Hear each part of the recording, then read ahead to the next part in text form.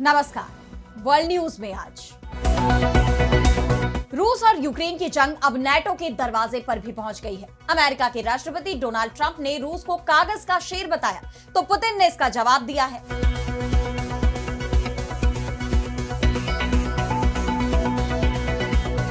Putin ने साफ कह दिया है कि यूक्रेन में हम नाटो के साथ ही जंग कर रहे हैं और अगर रूस कागज का शेर है तो फिर नाटो क्या है जो रूस के सामने लगातार हार रहा है। इसके बाद सवाल ये उठ रहे हैं कि नाटो और रूस के बीच शुरू होगी जंग। क्या यूक्रेन को बचाने के लिए पूरा नाटो एकजुट होकर रूस पर हमला करने का साहस जुटा पाएगा? और क्या रूसी राष्ट्रपति का प्लान यूक्रेन के बाद नाटो पर हमला करने का है? इस पर अब करेंगे विस्तार से चर्चा, लेकिन आइए जरा उन खबरों को भी देख लें जिन पर आगे होगी बात। अमेरिकी राष्ट्रपति ट्रंप की शांति योजना पर चर्चा के बीच इजरायल ने गजा में मचाई भयंकर तबाही। एक ही दिन में 57 फलस्तीनियों की गई जान। हमास को भी दी बड़ी चेतावनी।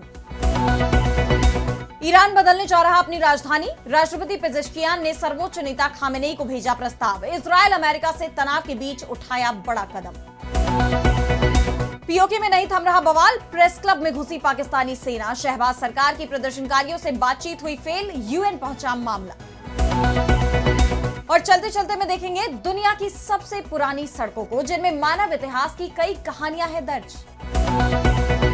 इन सभी खबरों पर हम विस्तार से करेंगे बात, लेकिन पहले एक नजर हेडलाइंस पर।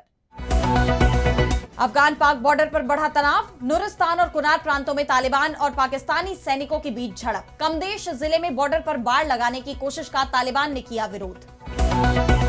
अल्बानिया के पीएम एडी रामा ने अमेरिकी राष्ट्रपति ट्रंप का उड़ाया मजाक। वर्ल्ड मैप और ज्योग्राफी को लेकर उनकी समझ पर कसा तंज। फ्रेंच प्रेसिडेंट मैक्रो ने लगाए ठहाके।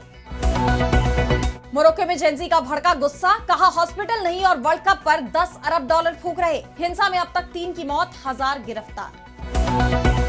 लेबनान में तख्ता पलट करेगा हिजबुल्ला। ईरान के नेशनल सिक्योरिटी काउंसिल के सेक्रेटरी अली लारिजानी ने दिए संकेत। कहा हिजबुल्ला के पास पूरी क्षमता। तो दुनिया में कौन सा देश ताकतवर है, कौन शेर है और कौन कागज का शेर? असली और नकली शेर को लेकर आज दुनिया में जबरदस्त चर्चा हो रही है और ये चर्चा इसलिए हो रही है क्योंकि दुनिया में बड़ी जंग की शुरुआत होने के संकेत मिल रहे हैं।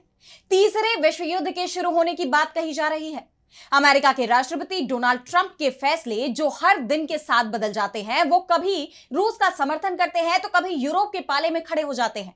और अब ट्रंप यूक्रेन को अमेरिका की सबसे खतरनाक टॉम हॉक क्रूज मिसाइल देने की बात कर रहे हैं। लेकिन सवाल ये उठ रहे हैं कि क्या इससे रूस और यूक्रेन के बीच जो जंग चल रही है उसका दायरा तो नहीं बढ़ जाएगा? ट्रंप ने हाल ही में रूस को कागज का शेर बताया था। कहा था कि अगर वो इतना ही ताकतवर है तो 3 साल से एक छोटे से देश यूक्रेन को हरा क्यों नहीं पाया? ट्रंप ने रूस पर सवाल उठाए तो अब रूस के राष्ट्रपति व्लादिमीर पुतिन की तरफ से इसका जवाब भी आ गया है। पुतिन ने ट्रंप के हर दावे का जवाब दिया है और साथ ही चुनौती भी दे दी कि अगर रूस कागज का शेर है तो इससे भिड़कर भी देख लें। पुतिन ने यह भी सवाल किया कि अगर रूस कागज का शेर है तो फिर नाटो क्या है, क्योंकि यूक्रेन की मदद तो पूरा नाटो कर रहा है। उसके बाद भी यूक्रेन लगातार हार रहा है। नाटो के तमाम देशों के शस्त्र भंडार खाली हो गए हैं क्योंकि उन्होंने अपने हथियार यूक्रेन को दे दिए हैं। रूस अकेला यूक्रेन से नहीं लड़ रहा बल्कि पूरे के पूरे नाटो के खिलाफ जंग लड़ रहा है। बस ये जंग यूक्रेन में चल रही है, लेकिन लड़ाई में रूस के खिलाफ पूरा नाटो दिखाई दे रहा है। इसके बावजूद रूस धीरे धीरे कर अपनी स्थिति को और मजबूत कर रहा है। अब अगर रूस कागज का शेर है तो फिर नाटो क्या है? ट्रंप ने रूस को कागज का शेर कहा है तो आओ और इस शेर का सामना करो। पुतिन के तेवरों से एक बात तो साफ हो गई कि रूस की तैयारी पूरे नाटो से लड़ने की है और नाटो के अंदर इस बात का डर भी दिखाई दे रहा है। नाटो देश पोलैंड के प्रधानमंत्री डोनाल्ड टस्क ने भी इस बात को कबूल किया है कि जंग में रूस का पलड़ा भारी है। यूरोपियन पॉलिटिकल कम्युनिटी समिट की मीटिंग के दौरान टस्क ने कहा कि रूस की सेना के आगे यूरोपीय देशों का मनोबल कमजोर दिखता है। मेरा कहना है कि वे लड़ने के लिए तैयार हैं, वे बलिदान के लिए तैयार रहते हैं और वे किसी भी अंजाम का सामना करने के लिए भी रेडी हैं। मनोवैज्ञानिक बढ़त रूस ने बना रखी है। पश्चिमी देशों के मुकाबले रूस का नेतृत्व भी मजबूत और निर्णायक है, जबकि यूरोपीय देश कोई भी फैसला लेने में देरी करते हैं और कई बार सही फैसला नहीं ले पाते हैं। अगर रूस ने यूक्रेन को पराजित कर दिया तो फिर पूर्वी यूरोप की ओर भी वो बढ़ेगा। मुझे इस बात में कोई संदेह नहीं, पहले पोलैंड खत्म होगा और फिर पूरा यूरोप खत्म हो जाएगा। पोलैंड ने तो एक तरह से ये मान लिया है कि पूरा नेटो रूस का सामना नहीं कर सकता और भविष्य में यूरोप पर रूस का कब्जा होगा। लेकिन पुतिन ने इस तरह की किसी भी संभावना से इनकार कर दिया है। पुतिन ने कहा है कि रूस का कोई प्लान नहीं है कि नेटो देशों पर हमला किया जाए। जो लोग कह रहे हैं कि रूस ऐसा करेगा वे गलत है। ऐसा इसलिए क्योंकि वे आंतरिक मामलों से राजनीति नहीं साध पा रहे हैं, तो रूस के हमले की बात कर रहे हैं। नेटो पर पुतिन की चेतावनी और उनके ऐलान ने सीधे सीधे डोनाल्ड ट्रंप को बता दिया है कि रूस को कागज का शेर समझने की गलती कितनी भारी पड़ सकती है। और अब बढ़ते हैं अगली खबर की तरफ, जहां हम बात करेंगे गजा की। तो गजा में युद्ध विराम की कोशिशों के बीच इजरायली सेना के हमले भी जारी है। एक तरफ इजरायल अमेरिकी राष्ट्रपति डोनाल्ड ट्रंप के शांति प्रस्ताव को मंजूरी दे रहा है, तो दूसरी तरफ गजा में इजरायली सेना भयंकर तबाही मचा रही है। इजरायल की ओर से किए गए हालिया हमले में गजा में लगभग 57 फलस्तीनियों की जान चली गई।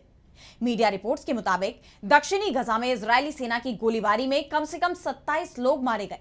स्वास्थ्य अधिकारियों ने बताया कि उनमें से 14 लोग एक इजरायली सैन्य गलियारे में मारे गए। उन्होंने यह भी कहा कि अस्पताल के कर्मचारियों को भी हॉस्पिटल पहुंचने में दिक्कत हो रही है, क्योंकि इजरायली आर्मी ने हमले तेज कर दिए हैं। यानी एक तरफ इजरायली प्रधानमंत्री बिन्यामिन नेतन्याहू खुद अमेरिका जाकर ट्रंप के शांति प्रस्ताव पर मंजूरी जता रहे हैं और ये चेतावनी भी दे रहे हैं कि अगर हमास ने ट्रंप के प्रस्ताव को मंजूरी नहीं दी तो अंजाम बुरा होगा। संयुक्त राष्ट्र में इजरायल ने चेतावनी दी है कि अगर हमास ट्रंप की गजा शांति योजना को ठुकराता है तो इजरायल आसान रास्ते से या कठिन रास्ते से अपना काम पूरा करेगा और सभी बंधकों को वापस लाएगा। हम बंधकों के लौटने का और इंतजार नहीं कर सकते।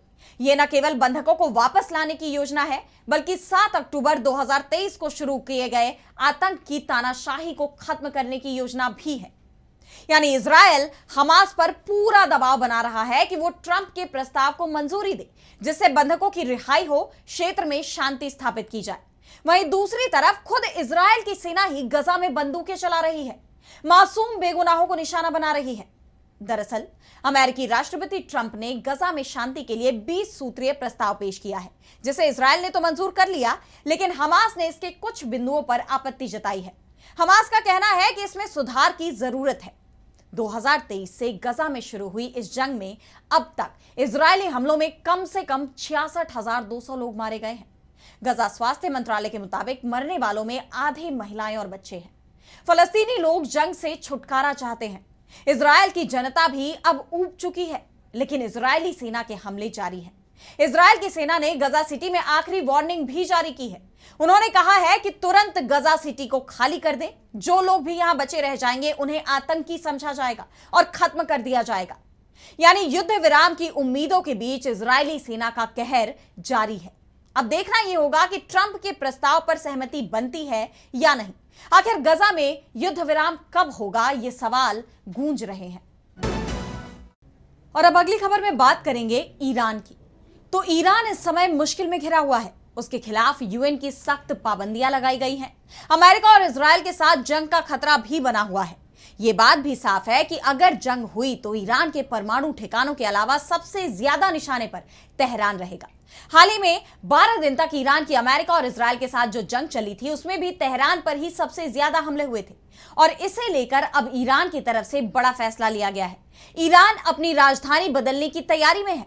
ईरान के राष्ट्रपति मसूद पेजेश्कियान ने कहा है कि उन्होंने राजधानी बदलने का प्रस्ताव सुप्रीम लीडर खामेनेई को भेजा है। उन्होंने राजधानी में बदलाव के लिए तेहरान के जल संकट को सबसे बड़ा कारण बताया है, जबकि यह माना जा रहा है कि तेहरान की बड़ी आबादी को बचाने के लिए इस तरह का कदम उठाया जा रहा है, क्योंकि इजरायल के हवाई हमले में तेहरान में कई बेकसूर लोगों की जान चली गई थी। यानी राजधानी बदलकर ईरान अपनी बड़ी आबादी को सुरक्षित करने की कोशिश कर रहा है। अब बात नई राजधानी को लेकर है, तो इसे लेकर भी पेजेश्कियान ने जो दावा किया है वो तो और भी चौंकाने वाला है। पहले यह कहा जा रहा था कि ईरान नई राजधानी के रूप में मकरान पर दाव लगा सकता है, जो फारस की खाड़ी के करीब है। लेकिन अब पेजेश्कियान ने संकेत दिया है कि हॉर्मुज़गंज प्रांत में ईरान की नई राजधानी हो सकती है, जो हॉर्मुज़ जलडमरू मध्य के उत्तरी तट पर स्थित है। हॉर्मुज़ जलडमरू मध्य को अमेरिका कभी भी जंग का मैदान नहीं बनाएगा, क्योंकि अगर यह हिस्सा जंग की चपेट में आया तो पूरी दुनिया पर इसका असर होगा। दुनिया भर के क्रूड व्यापार का करीब 30% हॉर्मुज़ जलडमरू मध्य से ही होता है, और अगर यह बंद हुआ तो क्रूड की कीमत आसमान पर पहुंच जाएगी। जून महीने में अमेरिका और इजराइल के साथ ईरान की जंग रुकने का कारण भी हॉर्मूज जलडमरू मध्य को ही माना गया, क्योंकि ईरान ने जैसे इसे बंद करना शुरू किया तुरंत ही सीज फायर हो गया था। ऐसे में ईरान की राजधानी में बदलाव कई फायदे दिला सकता है। पहला तो ये कि तेहरान में जिस तरह का जल संकट और प्रदूषण की समस्या है वो नई राजधानी में नहीं होगी, और दूसरा वो ज्यादा सुरक्षित भी होगी। और अब अगली खबर में बात करेंगे पीओके में जारी प्रदर्शन की। तो पीओके यानी पाकिस्तान अधिकृत कश्मीर में जनता सड़कों पर है। पाकिस्तान के खिलाफ पिछले कुछ दिनों से जमकर प्रदर्शन हो रहे हैं, और हर बीतते दिन के साथ हालात और बिगड़ते देख अब शहबाज सरकार को भी बैकफुट पर आना पड़ा। पाकिस्तान की शहबाज शरीफ सरकार ने रास्ता निकालने के लिए जम्मू कश्मीर संयुक्त अवामी एक्शन कमेटी यानी जेएसी से बातचीत शुरू की है, लेकिन उनकी ये कोशिश भी नाकाम रही। उच्च स्तरीय कोशिशों के बावजूद शरीफ सरकार की जेएसी और पीओके सरकार के बीच बातचीत बहुत आगे नहीं बढ़ पाई। जेएसी नेता शौकत नवाज मीर ने साफ शब्दों में कहा कि पाकिस्तान सरकार को कम्युनिकेशन ब्लैकआउट हटाते हुए मोबाइल इंटरनेट सेवा बहाल करनी चाहिए। इसके बिना बातचीत जारी नहीं रखी जा सकती है। ऐसे में पाकिस्तान सरकार की मुश्किलें बढ़ती जा रही हैं, क्योंकि जिस तरह पीओके की जनता भड़की हुई है, उनके प्रदर्शन को दबाने की कोशिशों के चलते जो हिंसा भड़की और मौजूदा वक्त में जो हालात इस पूरे क्षेत्र में बने हुए हैं, उसे लेकर अंतरराष्ट्रीय अधिकार समूहों ने भी चिंता जताई है। एमनेस्टी इंटरनेशनल ने पाकिस्तान सरकार से शांतिपूर्ण प्रदर्शन के अधिकार की रक्षा करने, प्रदर्शनकारियों पर बल प्रयोग से बचने और संचार पर लगे प्रतिबंधों को हटाने की अपील की है। और अब इस प्रोटेस्ट की गूंज संयुक्त राष्ट्र में भी सुनाई दे रही है। पीओके के राजनीतिक दलों ने संयुक्त राष्ट्र मानवाधिकार परिषद से मांग की है कि यूएन तुरंत यहां दखल दे और यहां की जनता को पाकिस्तानी सेना के अत्याचार से बचाए। यूएन में पीओके की party United Kashmir people national party यानी यूकेपीएनपी ने कहा कि पाकिस्तान को कश्मीरियों को मारने, हमारी जमीन और हमारे संसाधनों पर कब्जा करने, हमारे लोगों पर अत्याचार करने और उन्हें खत्म करने का कोई हक नहीं है। पाक अधिकृत कश्मीर में कई लोग गायब हो गए हैं, लेकिन हाल ही में तथाकथित आजाद कश्मीर में जो हो रहा है उससे लोग अपनी जान को लेकर चिंतित हैं, क्योंकि 29 सितंबर से अब तक 12 से ज्यादा लोगों की जान जा चुकी है। दरअसल 29 सितंबर से पीओके के लोग पाकिस्तान सरकार के खिलाफ प्रदर्शन कर रहे हैं, अपनी 38 सूत्रीय मांग मंजूर करने की मांग कर रहे हैं। उनका यह प्रदर्शन मुख्य रूप से बिजली संकट, महंगे बिल, इंटरनेट ब्लैकआउट, मानवाधिकार उल्लंघन और आर्थिक उपेक्षा के खिलाफ है। प्रदर्शनकारियों का कहना है कि पाकिस्तान सरकार ने उनसे बात करने की बजाय उनकी आवाज को दबाने की कोशिश की। यहां तक कि इस्लामाबाद में नेशनल प्रेस क्लब पर पुलिस ने छापा मारकर पत्रकारों और प्रदर्शनकारियों पर हमला किया, लाठीचार्ज और मीडिया उपकरण नष्ट किए।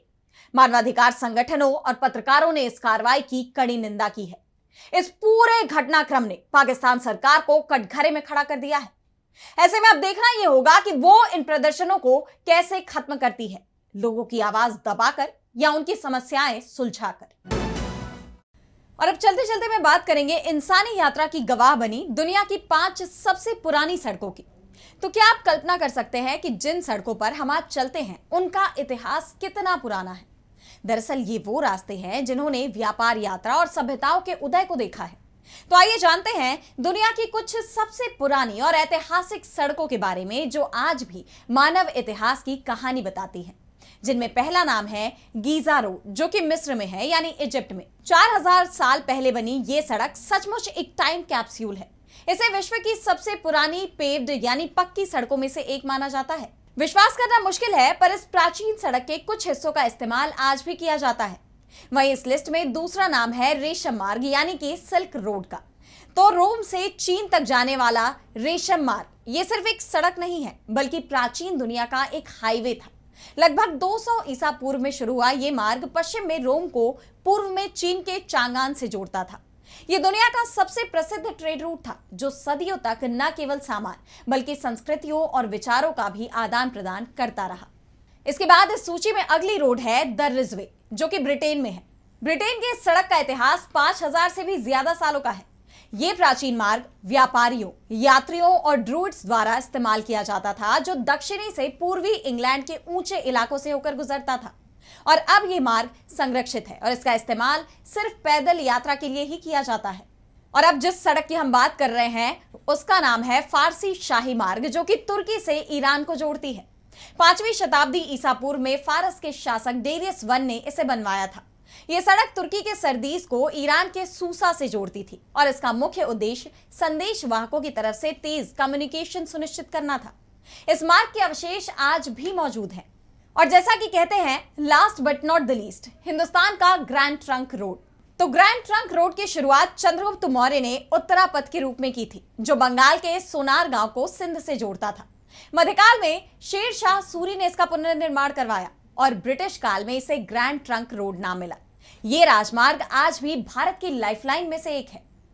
ये सड़कें सिर्फ पत्थरों और मिट्टी की नहीं है, बल्कि ये हजारों साल के मानव प्रयास, यात्रा और इतिहास की मूक गवाह है। ऐसे ही कुछ खास खबरों के लिए देखते रहिए डीवी लाइव और देश दुनिया की तमाम बड़ी खबरों के लिए जुड़े रहिए डीवी लाइव के साथ। फिलहाल आज इस वर्ल्ड बुलेटिन में इतना ही और मुझे दीजिए इजाजत। नमस्कार।